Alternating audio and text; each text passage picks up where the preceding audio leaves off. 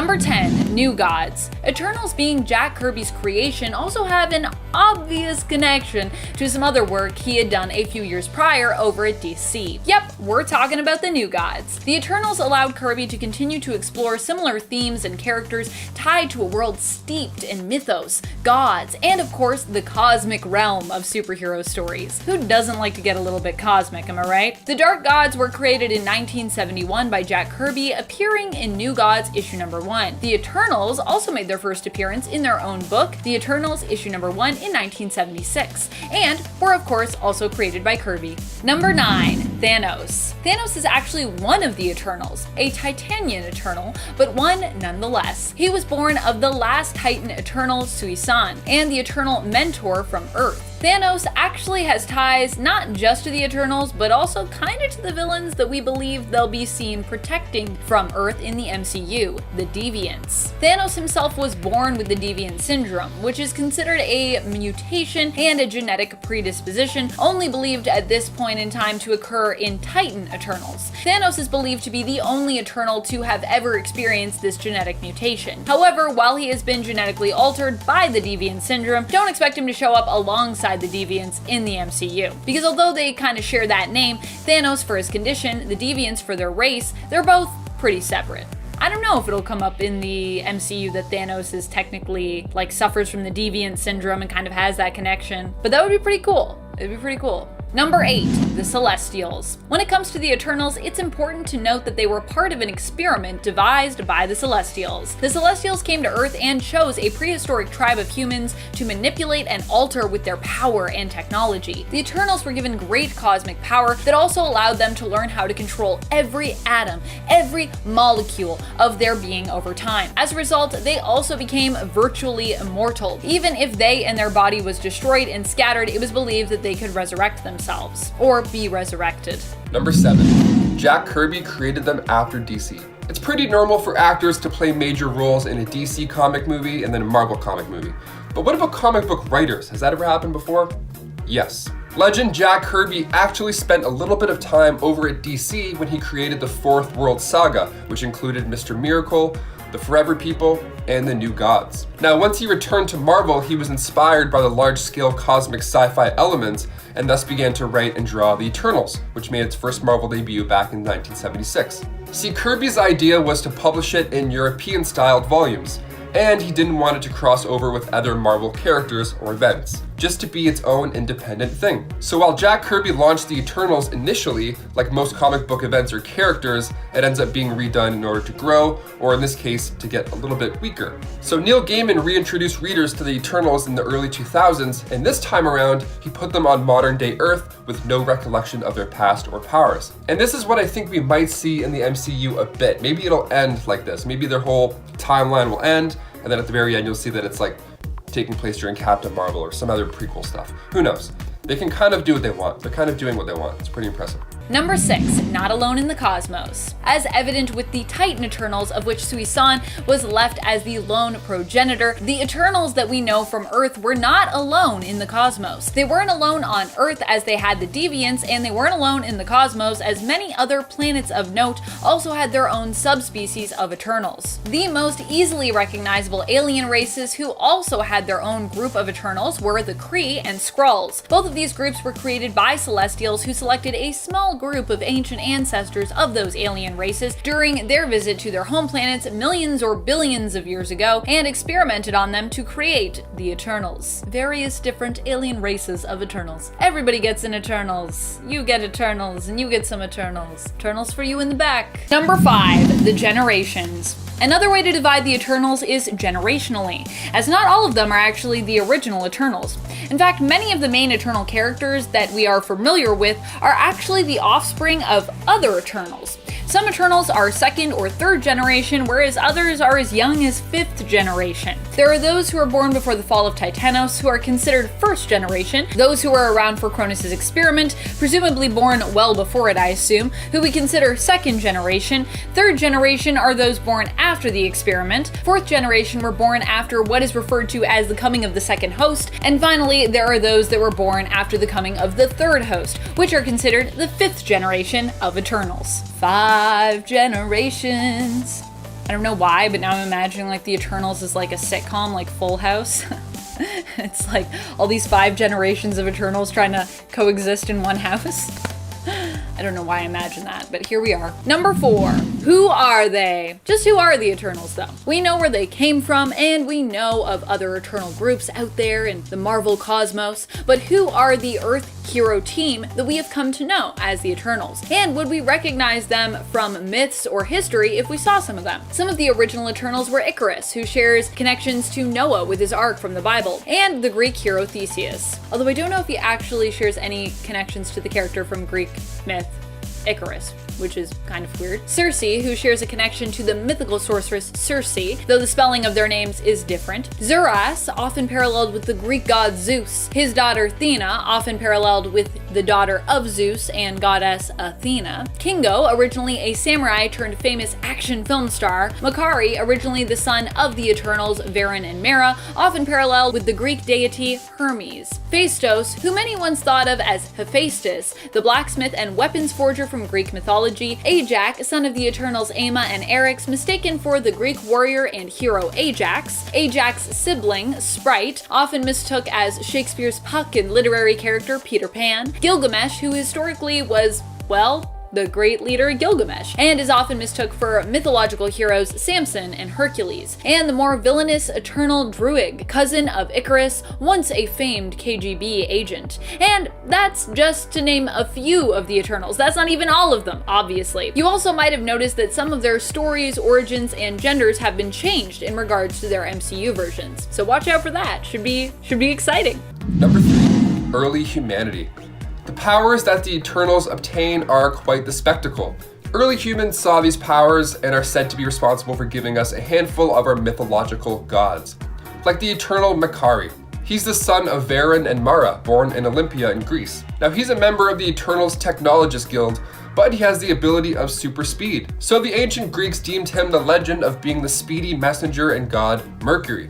He also taught Egyptians how to write, being confused from the Olympian god Hermes. Then there's also, of course, Icarus, with a K, whose abilities were to fly super fast and super high, and he became known as the ancient hero Icarus, with a C, which refers to Greek mythology when Icarus flew too close to the sun and the wax that joined his wings were melted and he fell from the sky. So these things come from the Eternals. Number 2, their real purpose. Gasp! In 2018, the true purpose of the Eternals was revealed during Jason Aaron's run on the Avengers. In issue number 4, we find out what happened to them and how they killed one another or took their own lives, all because they learned this dark truth. The Celestials had made them protect Earth, but only so they could cultivate it. It turns out that Earth and the Eternals were kind of seen as a potential weapon to be used by the Celestials against the Horde, which are a race of insect-like aliens who are kind of like an opposing force to the Celestials in the cosmos that provide balance. Where the Celestials are seen as being a force of creation, the Horde are a force of destruction. This revelation drove the Eternals mad after believing they were meant to protect the Earth for millennia. In a fit of turmoil, rage, and sheer agony, they destroyed one another and themselves. I guess Eternals are only immortal if they want to be. Number 1, Eternals Volume 5, 2021. JK Lulz, they are just immortal. Recently, the Eternals have returned to the Marvel Universe, coming back to life in the newest Eternal series from 2021. If you want to learn more about why and how they returned, though I mean, remember, they are immortal, I highly recommend checking out this newest series. It's also just visually stunning as well. The newest series is written by Kieran Gillen, with art by Asad Ribish, and vibrant and compelling colors by Matthew Wilson. Ugh, I love Wilson's colors. There are also only 4 issues out right now, so it is a really great time to jump in, catch up, and learn more about the Eternals and their ever ongoing fight against the Deviants. One special and particular kind of Deviant also makes an appearance as their enemy. Trust me, you gotta check it out. Number 10, Chariots of the Gods. Last time, we talked about the connection between the New Gods and the Eternals when it came to godlike superhero teams with mythological and yet cosmic inspirational ties. This time we are going to talk about where some of those inspirations may have come from, other than the obvious sources of myth and lore belonging to ancient history. Chariot of the Gods is a book from 1968 by German author Erich von Däniken. It's believed to have inspired Jack Kirby somewhat in regards to his creation of the Eternals. The book explores and offers the theory that our greatest technologies and religious beliefs could have actually come from ancient aliens who visited our planet. This theory is still around today and fits with Kirby's exploration and fiction of how aliens from another world could have influenced the creation of our gods, heroes of myth, and even our history. Number 9. Who's Who in the MCU? We talked a little bit about some of the characters who are part of the cosmically superpowered hero group in the comics, but just which Eternals will be appearing in the film? Who will be playing them? And what differences do we know about when it comes to that MCU version of these characters? Gemma Chan, who previously played Minerva in Captain Marvel, will appear again in the MCU, but this time more prominently as Eternal Cersei. Angelina Jolie is playing Athena, one of the leaders of the Eternals, daughter of Zuras, and assumed to be Greek goddess Athena. Richard Madden is another known Eternals leader from the comics, Icarus. Madden is well known for his portrayal of Robb Stark on Game of Thrones. Kumail Nanjiani is Kingo, initially a samurai warrior turned action film star in the comics, whose character has been altered slightly for the MCU. Kingo, however, will still be a fame-obsessed film star, but well known for his Bollywood film roles instead. Lauren Ridolph will be playing Makari. In the comics, Makari was originally male, but the MCU version will be female and is also the first confirmed deaf superhero in the MCU. Super cool. Some people still speculate, of course, that Hawkeye is at least partially deaf, but I don't think that's been confirmed in the MCU yet. Brian Tyree Henry is Phastos, who will be the first superhero to be depicted as openly gay in the MCU. Selma Hayek will be Ajak. Ajak is another character who was originally portrayed as male in the comics, but whose MCU version will be female. Leah McHugh is Sprite, often the most mischievous member of the Eternals. Don Lee is Gilgamesh, who will become quite close with Thena in the film. And the often more villainous Druig will be played by Barry Cogan. And friends, if you are loving this list and you want more lists about the Eternals, be sure to show us by giving this video a thumbs up. Number 8. Marvel Max Comics. Yep, the Eternals had their own explicit Marvel Max series, if you can imagine that. This came to pass in 2003 and was not really tied at all to anything Jack Kirby had created, except that the Eternals appeared to be another race of beings, and they were still called the Eternals. There were also still deviants involved, but that's about it. It was hypersexual and violent, and about as weird as you could imagine. Maybe even weirder.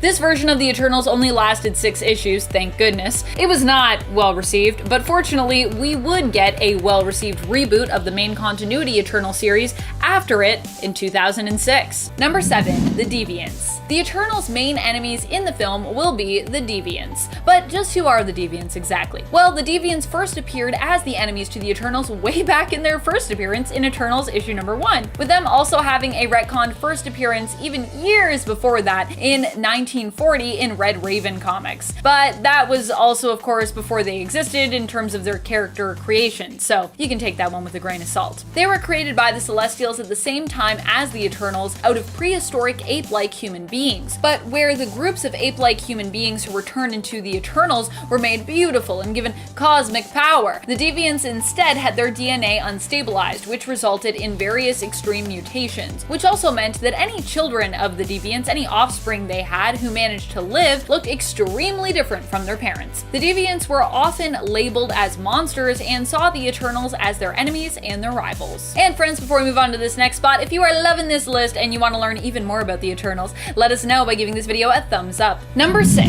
100! 100 seems to be the magical number, at least that was what was established in the newest Eternal series. On the title page of issue number 1 of the current series, it is written that the Celestials, upon coming to Earth, created 100 Eternals and 100 Deviants before they left our planet. Likely to make Eternals elsewhere in the cosmos, or go do, well, whatever it is that Celestials feel they need to do when they're not making Eternals or Deviants.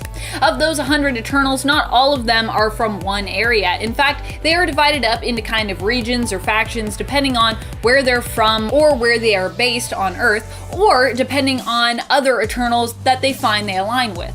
They tend to congregate. I don't know what that was. Me trying to find the word congregate. Number 5, connection to Thanos.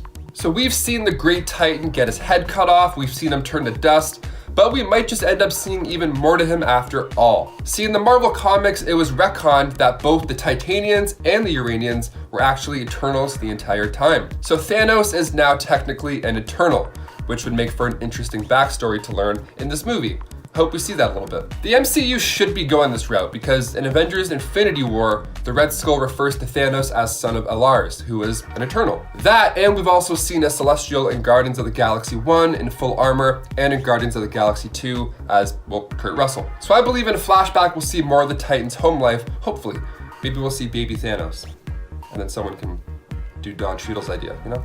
Number 4, Unimind. When the Eternals get together, they create an entity known as the Unimind. Initially, the Unimind was shown as a genderless being of basically pure energy, who only the leader of the Eternals could bring forth. However, later on, we learned that the Unimind could also be summoned forth when the Eternals were together. I think the minimum you need is 4, which is an oddly specific number, but here we are. And apparently they could do this even if they weren't aware of their true existence as Eternals. This happened while they were living in human form and had been made to forget their true heritage. So we're talking Eternals Volume 3, starts around issue 2, I believe. But we also see the effects of it in issues 3 and 4. The emergence of the Unimind in this instance also helped to reawaken their abilities, reminding them of who they were.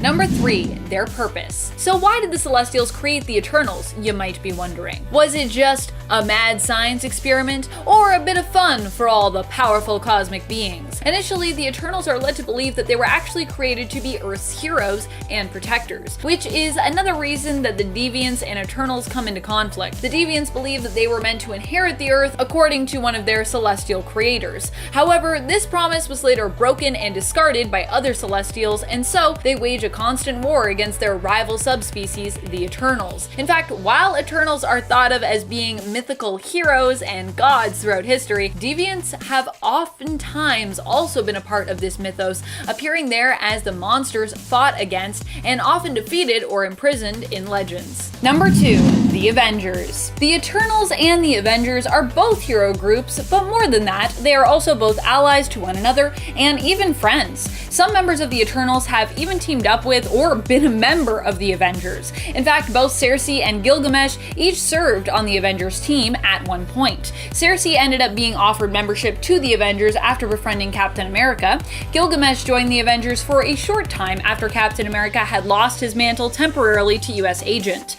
Although his time on the team was quite brief, he's still believed to be one of the all-time strongest heroes to have served on the Avengers team. Because Gilgamesh, he's a real strong. Too bad he couldn't stay because he was an exiled Eternal. Number 1, main MCU characters. If you're wondering just which Eternals you should be reading up on in preparation for the film, it's been said that Ikaris and Cersei are intended to be the main characters of the first Eternals movie. So those are likely the ones you'll want to be well versed in. Cersei appears frequently in the first volume of Avengers, starting in issue 308, and appearing on and off till about issue 375. She also is in much of the first and second volume of Eternals. Ikaris appears in all 5 volumes of the Eternals pretty frequently, so you could even start with the newest volume, which started near the beginning of this year, 2021. Ikaris also appears teaming up with the Eternals in Thor in volume 1 of Thor, starting in issue 285 and appearing almost consistently until issue 292. Kicking off the list at number 10, Celestial Origins. The Celestials, making their first appearance in Eternals issue 1 back in 1976, the Celestials have been seen many times in the MCU and many more of the comics. There were actually billions of Celestials until a weapon known as the God Killer took most of them out. They are powerful extraterrestrial cosmic beings, and they're massive. They're the ones who created the Eternals and the Deviants, who I'll get into a little bit later. So these space gods are around 1,000 feet tall, give or take. We even see the inside of one of their heads up close and personal in the MCU. Massive, massive beings. Now, the first celestial host arrived to Earth a million or so years ago when they created the Eternals and the Deviants, but later on, they were the reasoning behind the existence of mutants, which is a big deal. Creating the mutant gene. The second host on Earth sunk Atlantis, so, a bit less fun. Then the third one got into a fight with the Sky Gods because it wanted the right to toy with humans. Yeah, we're not a big fan of that, thank you. So they aren't exactly the most chill entities out there. Like we've seen in Guardians of the Galaxy 2, Star-Lord's father ended up being one of those Celestials, in the form of an angry Kurt Russell. And before we continue with our list, guys, if you could go ahead down below and give us a thumbs up on the video, it helps the studio out quite a bit here. You guys are the best, thank you so much. Now let's get back to the list. Number 9, the Deviants. So the Eternals were created by the Celestials, but the Celestials also created the Deviants. Everybody needs an evil counterpart, right? The Deviants, or also known as the Changing People, are pretty ugly creatures. So each member has a unique physical and/or cosmic mutation, some of which allow the individual superhuman abilities. But they don't even come close to the Eternals. So when the Celestials visited Earth millions and millions of years ago, Zeron the Tester, who is the geneticist for the Celestials, experimented on primates, and that's what created the Deviant subspecies. Now this is referred to as the first host event. And then beyond then, in history, the Celestials would then return and monitor our species to decide to modify them or not. Cool, they're just checking up on us. So naturally, while they're treated like this, and the Eternals are these superpowered, sexy beings, no wonder there's a war between them. See, the best part of their origin, maybe the worst, I don't know, it depends, is that initially, the Deviants were thought to be created as food for the Celestials. Yeah, they're midnight snacks. But that's just a story told by a deviant during the 2006 miniseries, so who knows? Take it with a grain of salt. Like the actual deviant, take them with a grain of salt. They taste better that way. So they're ugly and they're sometimes food. That's just awful. Number 8, powers. So the Eternals share a similar power. They're pretty much immortal for starters. They live so incredibly long that even Marvel's Kevin Feige said that the movie could span thousands of years, which is pretty interesting. But of course, that's not all. See, disease and poisons don't affect them, nor do extreme temperatures. So if you were to hurt any of them, don't get too used to it because they can regenerate quite fast. They can also absorb oxygen through water. So if you think our big blue planet can at least drown one of them, well, think again. They usually focus in on 2 incredible abilities. Like for instance, Ajak, who's being played by Salma Hayek, is the leader of the Eternals. And their powers are levitation and flight. And Icarus, played by Richard Madden, aka Robb Stark, his abilities are cosmic energy manipulation and teleportation. So we're gonna see quite an array of powers amongst the group, and it's gonna be pretty epic. Number 7, Eternals Volume 3, 2006. Now let's talk about this amazing series. The 3rd volume of Eternals is a 7-issue limited series brought to us by Neil Gaiman and John Romita Jr. It starts off in a very Gaiman mythological fashion, with the Eternals living among humans, seemingly unaware of their powers or their past. Over time, they would come to remember who they were, and it would be revealed of how and why they had forgotten. The covers from the series are also stunning and were done by Rick Barry. When others talk about Cersei, or when I talk about her myself, issue number 2's cover from this series featuring her is always the first image that comes to my mind. It's just really iconic. And if you've ever watched anything else where people have talked about Cersei, you've probably seen this cover before. These covers are real pretty. Number 6, they created the Unimind. The Unimind is the Celestials' greatest gift to the Eternals. It's made of light, mind, and pure energy. Now this is created when a group of Eternals come together and join their intelligence and will. So the Prime Eternal is referred to the member who can summon the ritual, and it's determined who the Prime Eternal is by either heirdom or by combat. I demand trial by combat. So they join forces, and out comes this giant cosmic brain. I can see this coming out near the end of the movie as well. They just join forces and bam, we have an IMAX 3D CGI brain just pulsing in our face. And then we love it. We'll see it 5 times in a row. Just shooting lasers, whole theater goes nuts. Popcorn everywhere. It's gonna be great. Number 5, The Eternals, Volume 2, 1985. The Eternals have always kind of had a rocky go when it comes to their series getting off the ground floor. But if you are wondering what you should dive into in order to prepare for the film, or if you just want to jump into the wild, immortal, and God-inspired world of the Eternals, you should definitely check out the limited series of the Eternals from the 80s, Volume number 2. This series by Peter Gillis and Sam Buscema expands on the lore of the Eternals, fleshing out some key points from their background and their history. Get to know the Eternals a bit better in this 12-issue series. And when you're done with that, maybe you could also go and read Neil Gaiman's The Eternals. That one is also quite short. That's Volume 3. I think it's from the early 2000s? Number 4. 5 generations of Eternals. The Eternals are divided into 5 different groups. First, there's the first generation, meaning you were born before the fall of Titanos, Titanos being the Eternals' home city. The second generation of Eternals were around during the catastrophic experiment caused by Cronus, who was a first-generation Eternal. So that's one, now two. Third-generation Eternals were of course born after said catastrophic event, and they were around during the coming of the second host, which took place about 20,000 years ago, give or take. Fourth-generation Eternals were born after the coming of the second host, and lastly, the fifth generation of the Eternals were born after the coming of the third host, about 3,000 years ago. So their lives play out a lot slower and a tad more confusing than our human generations. We're like, hey, are you 60 yet? You're old. Okay, see ya. Go live in that place. The Eternals are like, what year is it? How old are we? This is crazy. Number 3, Olympia.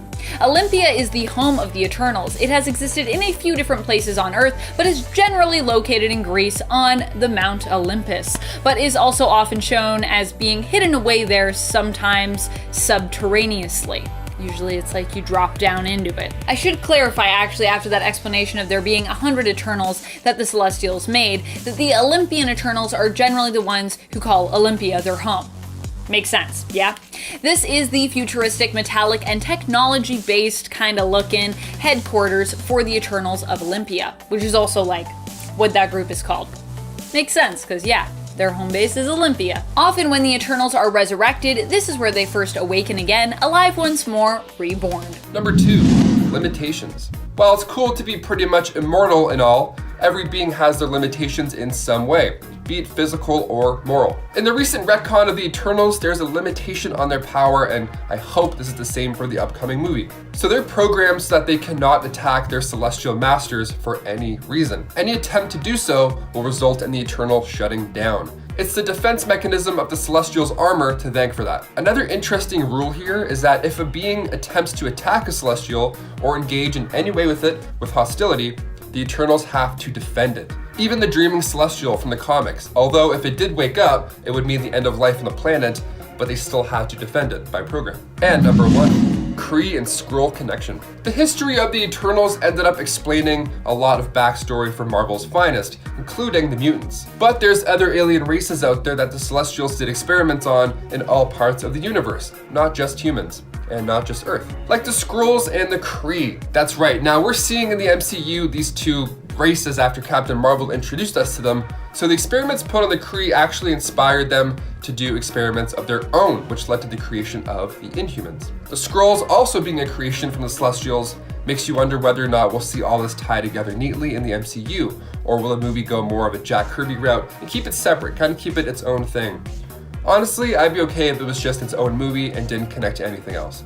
My brain already hurts trying to wrap up what's going on with WandaVision and how that plays out in the MCU with other characters like Monica Rambeau and what's going on there. My head already hurts, so keep it up and away and we're good. Although we know Marvel likes to connect things even when they don't necessarily have to.